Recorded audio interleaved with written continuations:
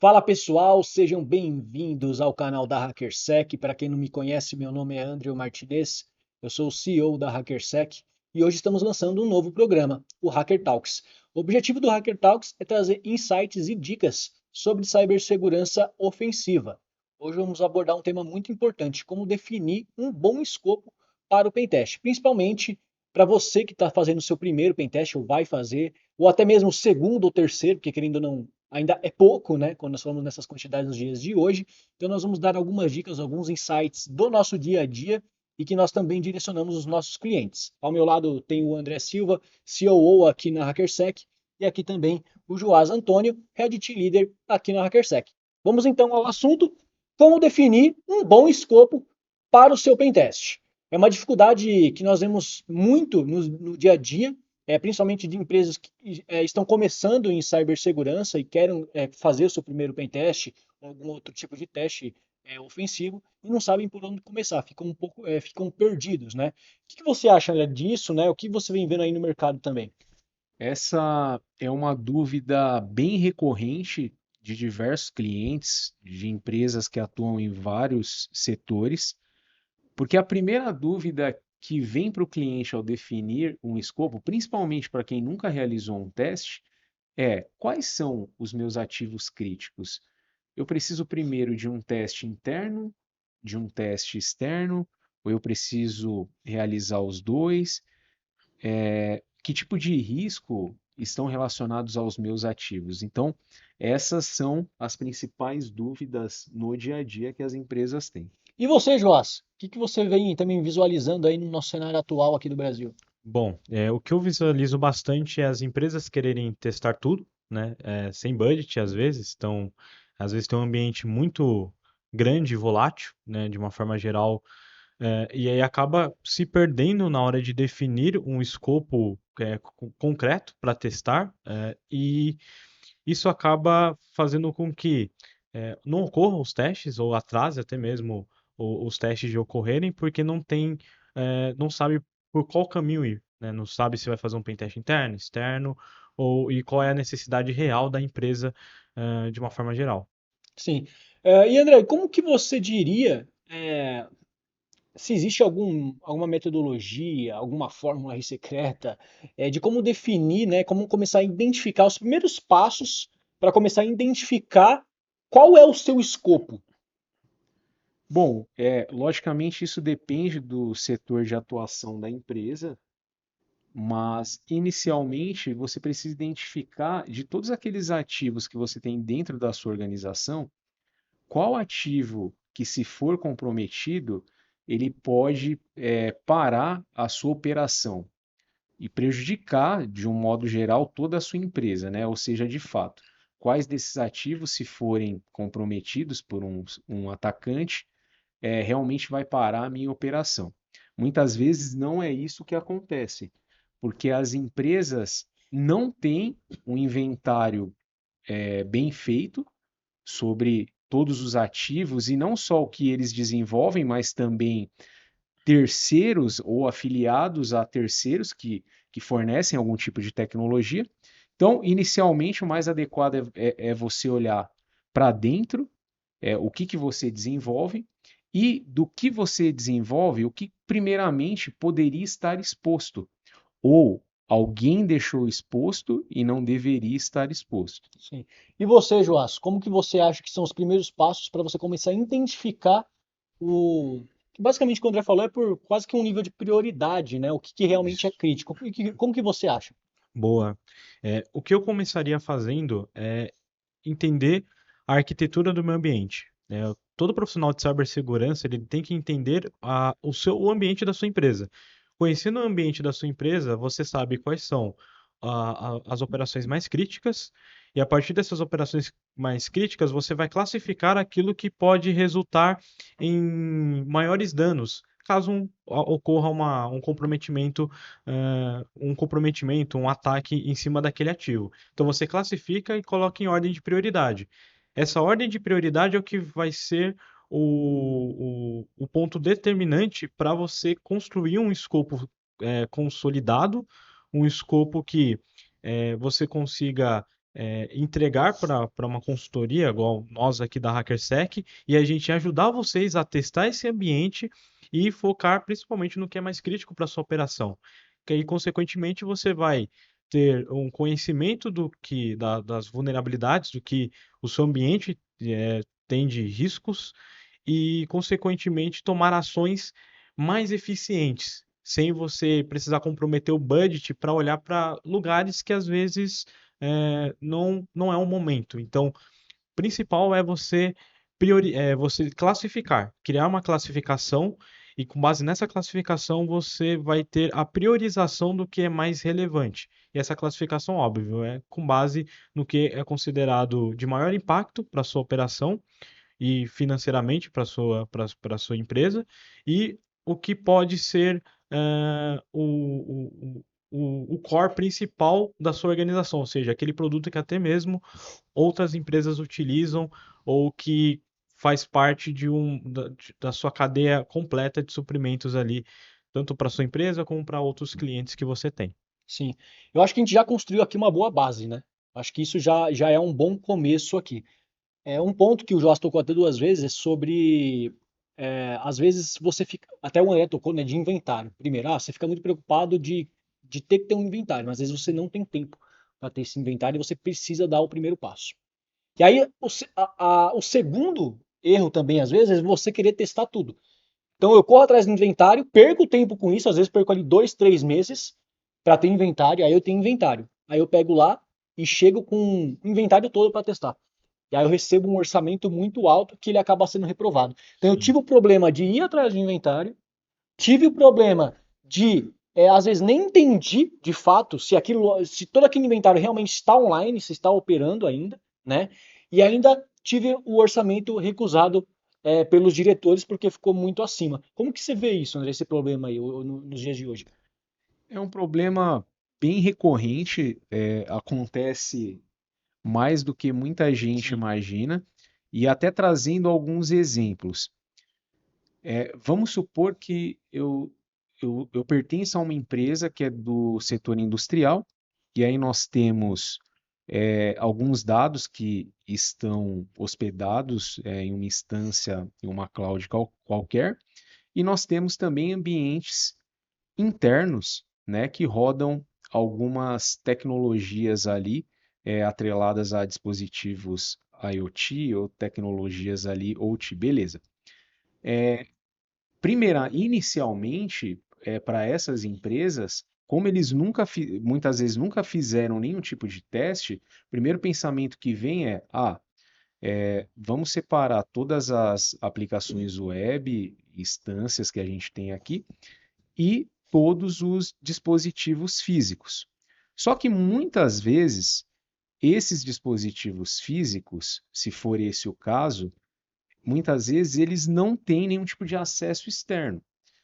Então, peraí, se não tem nenhum tipo de acesso externo, eu seria de uma certa forma, ou sofreria uma violação, se o atacante fizesse um acesso mais físico, um ataque físico. Então, por que não a gente começar a testar esses ambientes que estão expostos? Então, por exemplo, eu tenho 30 aplicações webs, mas as que podem comprometer o ambiente ou dar permissões críticas ali para um atacante, aí nesse caso, essas aplicações que dariam permissões mais críticas, vamos fazer o seguinte, como a gente nunca testou nada, eu vou focar nessas aplicações que dariam, né, um nível de privilégio mais alto para o atacante. E aí, a partir dessas aplicações, você consegue ter uma base ali da maturidade daquelas aplicações, preparar o seu time interno para corrigir, seja de desenvolvedores ou seja o time de infra, e aí você vai evoluindo a sua cibersegurança gradualmente. O que muitas vezes acontece, o cliente bate o pé e fala assim, ó, para a gente aqui, tudo isso é crítico, eu não consigo definir o que é mais crítico, porque eu entrei na empresa agora, tem 2 meses, 2, 3 meses que eu peguei essa questão para resolver, então a gente precisa testar tudo. E aí muitas vezes um teste desse gera mais de 300 vulnerabilidades. E aí como que Além você... de um custo muito alto, né? E um custo muito alto. E como que você prioriza, por exemplo, 150 vulnerabilidades críticas? Você tem que ter um time gigante para isso. Será que todo ativo que tem uma vulnerabilidade crítica, porque a vulnerabilidade crítica naquele ativo, mas ela é crítica para o negócio, ela vai parar a operação? Ou ela vai parar, de repente, o ambiente de desenvolvimento? Sim. Ou ela vai atrapalhar, se houver algum problema ali internamente, ou ela vai comprometer só uma parte da operação? Então, essa é a dificuldade das empresas hoje. Eu acho que não tem que entender só de sistema ou só de aplicação, só tecnicamente, tem que entender de negócio, né? A gente está falando aqui que se hoje você é um profissional de cibersegurança, seja você um analista que entrou agora na empresa ou já está há mais tempo e está focando mais em cibersegurança, ou até você já em um nível de CISO, você tem que se entender das suas tecnologias, mas você também tem que entender o negócio. E se você não entende o negócio, você não consegue priorizar. E o cenário que o André trouxe aqui é um cenário ainda mais complexo. Porque tem empresas que não têm só cenários e tecnologias cibernéticas, como também tem a superfície de ataque física, que é muito importante. Então, às vezes, você acaba protegendo somente utilizando soluções, todo o seu ambiente cibernético, e não testa o que é físico, sendo que isso também é crítico. Como que você vê isso, Joás? Já falando mais numa pegada de Red Team, querendo ou não, Perfeito. né? Eu acho que é uma pegada, já vou dar até uma opinião, que está chegando agora no Brasil, esses tipos de testes. Eu acho que as empresas com mais maturidade estão partindo para isso. Tem empresas com menos maturidade já querendo partir direto para isso. Como que você vê esse cenário? Perfeito. E numa forma geral, até atrelando os profissionais de segurança ofensiva, atrelando isso ao pensamento de negócio. Tem empresas que têm um plano de análise de impacto de negócio, tem tudo desenhado, entende quais são os lugares que mais gerariam impactos na sua operação. Mas em um outro aspecto, algo que às vezes algumas empresas, principalmente quando tem um time de segurança novo, é essa dúvida mesmo. Mas olha, para mim tudo é prioritário, para mim tudo é preocupante, porque às vezes desconhece do ambiente, não tem documentação, às vezes pegou ali a casa um pouco bagunçada e está tentando reorganizar. E algo que eu vejo bastante de muitas empresas é contratar uma gestão de superfície de ataque. A gestão de superfície de ataque, ela te dá um conhecimento de toda a sua superfície, seja ela externa, a sua superfície interna, e ajuda você a priorizar aquilo que é mais crítico. E o que também aí entra o diferencial da HackerSec, a gestão de superfície de ataque, ela não pode ser aquela gestão de superfície de ataque que a gente somente roda ferramentas, coleta endereços IPs e subdomínios. A gente tem que mostrar para o cliente com exatidão e com nível de detalhamento tático para que ele, e inteligente, né? Vamos falar de inteligência que envolve por trás, de mostrar para ele que, olha, esse ativo que está exposto, ele pode se tornar um vetor de ataque por esses motivos. E a gente tem um monte de fontes de recursos, relatórios de inteligência de empresas, a gente tem notícias que ocorrem, principalmente ali no boletim SEC, de ataques que são direcionados a uma API, a uma aplicação legada, a um RP, por exemplo. Sabendo, tendo esse know-how, e com esse conhecimento, essa inteligência mapeada, você vai conseguir saber exatamente qual ativo vai ser prioritário para você. Por quê? Você olha as notícias e vê que os principais ataques são APIs. Então, opa, peraí, APIs é um ponto de preocupação, porque no meu negócio as APIs processam dados. Elas são o core principal. Tudo é API no meu ambiente. Os dados dos meus clientes, dos meus fornecedores, tem inúmeras aplicações e todas elas são integradas com APIs. Então, com esse conhecimento, você já tem aí um ponto de prioridade. Você só precisa classificar cada uma das APIs e entender qual é a API mais crítica para a sua operação. E sabendo disso, você mapeou, né, teve o mapeamento da sua gestão de perfis de ataque, que a HackerSec ajuda bastante nisso. Você também tem o ponto principal. Será que é só o teste pontual? Eu já entendi meu ambiente, mas ainda assim eu tenho muitas coisas. Como que eu posso garantir a segurança? Será que e mesmo mesmo que o budget ainda seja um pouco complicado, porque você tem que brigar com o board, você tem que justificar o budget para fazer os testes, mas qual é a estratégia, né? Uma estratégia é você adotar o contínuo. Então, em vez de eu me preocupar em testar tudo de uma vez só, porque às vezes, mesmo com um mapeamento de gestão de superfície de ataque, encontra-se muita coisa, você pode definir algo contínuo. Você está mapeando o seu ambiente e testando ele de forma contínua. E você garante que nada passe. Por quê? Pegar um teste pontual e ter 300, 500 URLs, se você garantir aquela qualidade, né, de um teste com mindset ofensivo, com profissionais, com conhecimento, com skills de hackers mesmo, e não com ferramentas automatizadas. Se você quiser ferramentas automatizadas, pode colocar 1000 URLs, vai ter resultados em 24 horas aí em algumas soluções. Não. Se você quer um hacker de verdade testando o seu ambiente e ele explorando cada ponto do seu ambiente para entender aonde ele poderia fazer uma fraude, um ataque, ou seja o que for, a maior recomendação hoje é o contínuo. Por quê? Hoje é raro uma empresa que não tenha um ambiente volátil e que não pense em escalar o ambiente, que não tenha um ambiente com pelo menos com mais de 100 aplicações, né? Até porque hoje a gente sabe que o mundo é aplicação. E vai crescendo o seu ambiente, a sua infraestrutura e todo mundo quer crescer o negócio. Então, talvez o pontual já não seja o mais efetivo atualmente para você ter a tranquilidade de dormir e falar, olha, eu sei que meu ambiente não vai ser atacado por aquele grupo APT, por aquele grupo de cybercriminosos, porque tem uma empresa testando e validando aquilo dali 24 horas por dia. Isso que o Joás falou, pessoal, é muito importante. Vou até contextualizar aqui com uma outra visão aqui também mais estratégica, porque assim, muitas empresas estão ainda naquela visão atrasada, eu diria, de que tipo, vou fazer um pentest aqui por ano ou 2 e algumas até 3, achando que é suficiente. E não é, nem 3 é suficiente nos dias de hoje. Que nem o Joás comentou, as empresas hoje dependem de tecnologias, estão ali, há uma corrida por inovação, principalmente com a chegada de inteligência artificial.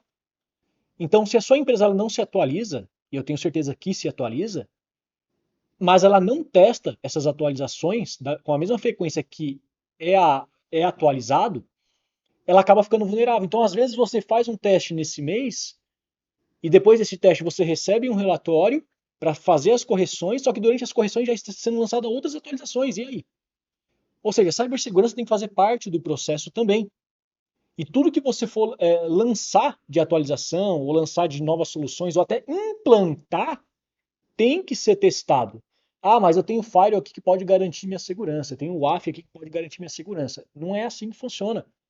Porque todos os dias, nós conseguimos visualizar, por exemplo, no LinkedIn, hackers bypassando, né, a proteção de firewalls extremamente conhecidos. Então não adianta ter seu firewall e confiar cegamente nele. Não vai funcionar.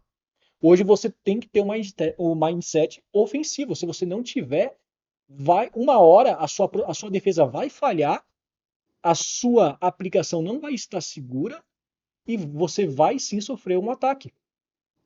Como o Joás falou também, mas eu nunca fiz, né? Num cenário que eu nunca fiz um pentest. Né? Como que eu vou ter teste contínuo se eu nunca fiz o pentest? Eu prefiro começar com um pentest aqui pontual e depois eu parto para os testes contínuos. A gente ouve muito isso, né, André? Muito isso aqui. E uma visão que eu vejo sobre isso é a seguinte: vocês sabem, vocês que são analistas, CISOs, CTOs, CIOs, e vão fazer uma cotação principalmente para um pentest, seja qualquer cotação para cibersegurança, mas vamos falar de pentest aqui. Já é muito doloroso, já é muito demorado você conseguir essa aprovação para iniciar o pentest. Então por que você vai bater ainda no pontual?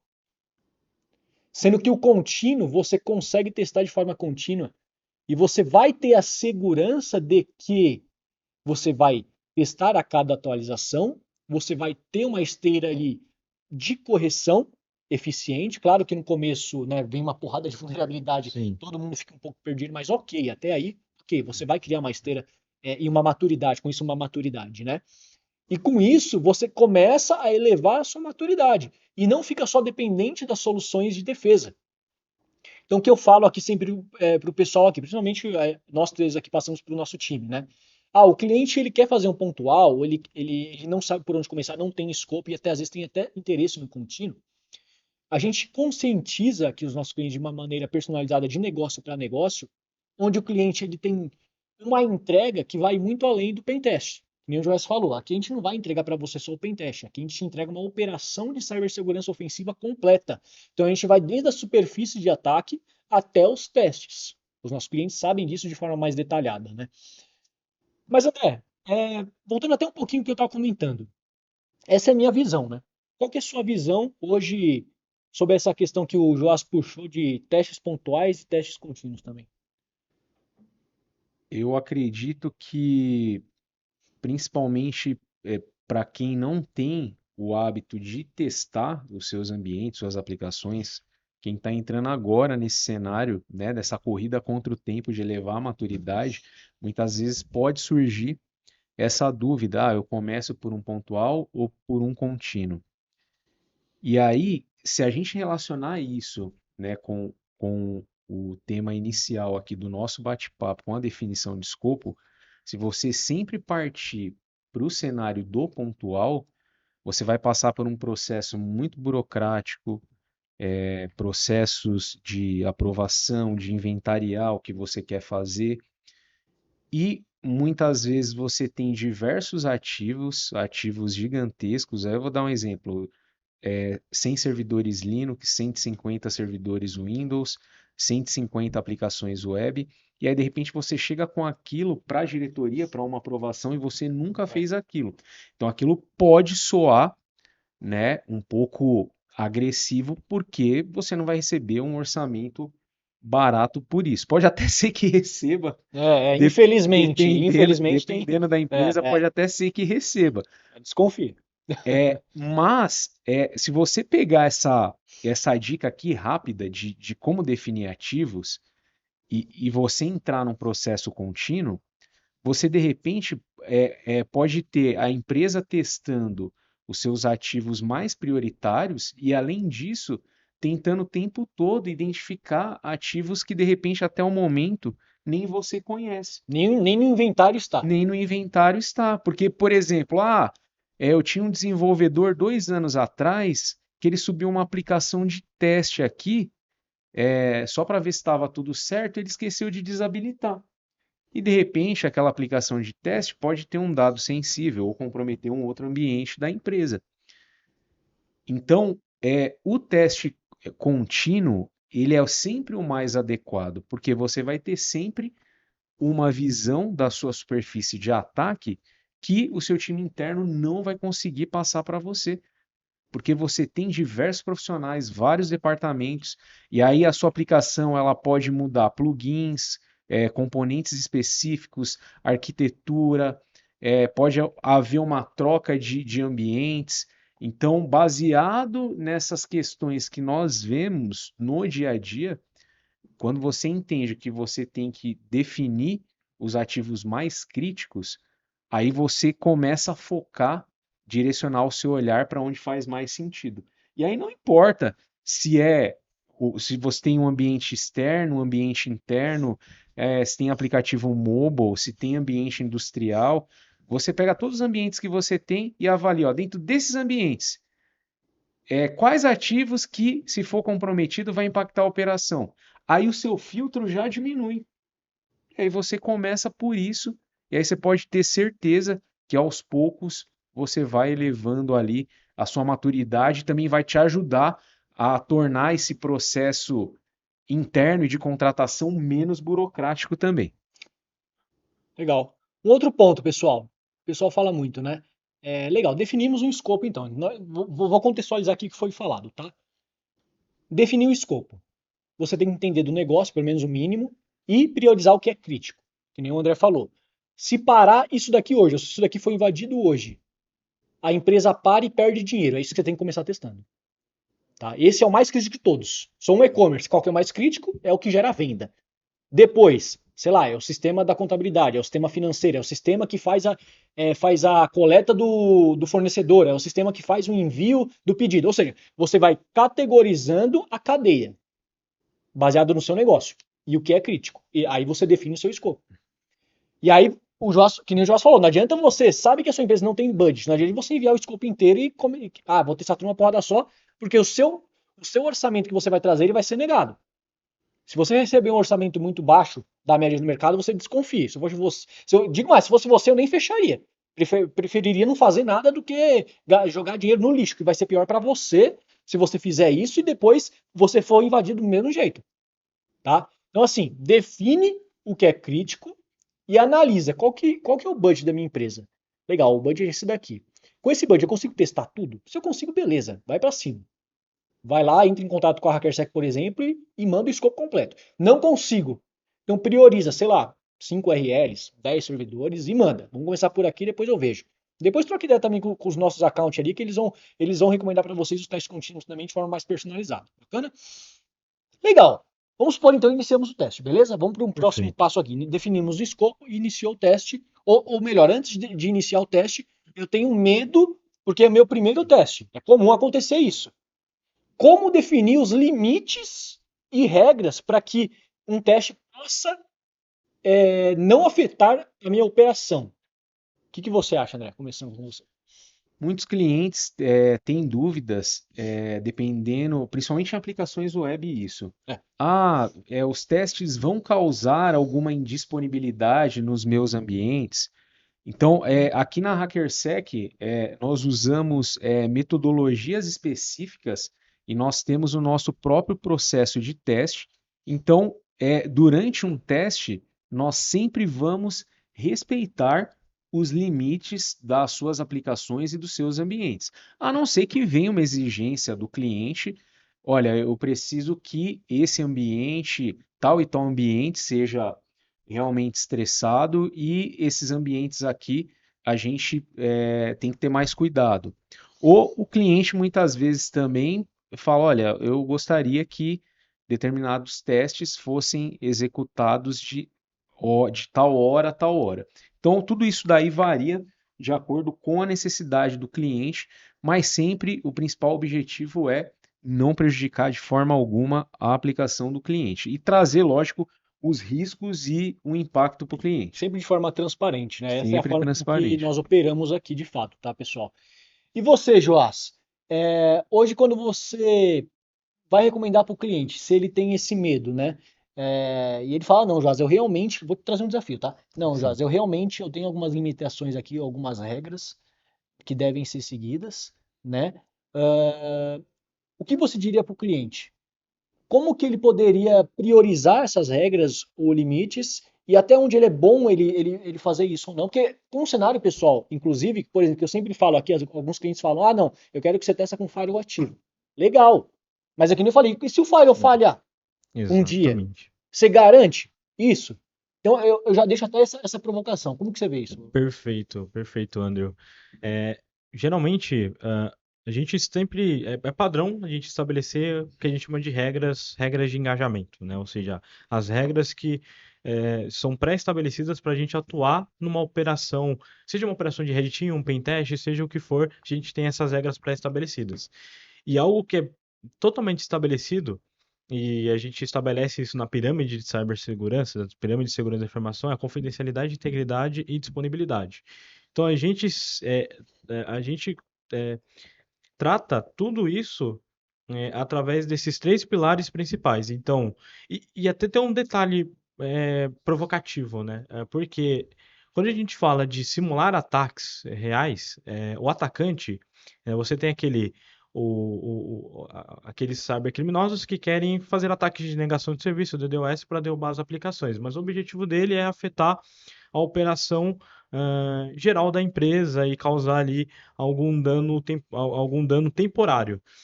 Quando a gente fala no que mais preocupa os nossos clientes, que é o que a gente usa como valor cultural, que é hoje eu posso ser atacado, e se eu for atacado, até onde o cybercriminoso pode chegar? E o cybercriminoso, ele não quer parar a operação logo de cara no ataque. Ele quer ser o mais stealth possível, ele quer, ele quer gerar o maior impacto possível, então ele vai escalar os seus testes, os seus ataques até onde der. E esse é o objetivo também da HackerSec, a gente fazer os ataques e ir até onde der. A diferença é que a gente segue regras, a gente segue um NDAs, a gente segue ali cláusulas e a gente sempre mantém transparência para o cliente. A gente avisa o cliente e fala, olha, tem essa vulnerabilidade que pode causar uma indisponibilidade na sua aplicação. Você quer que a gente valide teste ou você não quer? Aí o cliente fala, olha, eu quero, e a gente vai lá e testa, deixando ciente do momento que a gente executou e do momento que a gente encerrou o ataque. Para que se algum cybercriminoso ataque a empresa, a empresa saiba se foi a HackerSec ou se foi cybercriminoso. Então a gente coloca como valor principal também a transparência. Então a gente é transparente em todo o ciclo de testes, até mesmo para o cliente ficar ciente do que está sendo testado, de como ele está sendo testado. Então ele acompanha ali nas plataformas os reportes, ele vai visualizando, e os reportes não são reportes soltos, né? Então você vai ter um começo, meio e fim. Você vai saber qual endpoint está vulnerável, o parâmetro, tudo bem detalhado para que você mesmo consiga replicar. O seu time interno possa replicar aquele reporte e também atue na correção de forma mais precisa. Então a gente também garante essa qualidade. E as regras estabelecidas é sempre conversado com o cliente no kickoff e a gente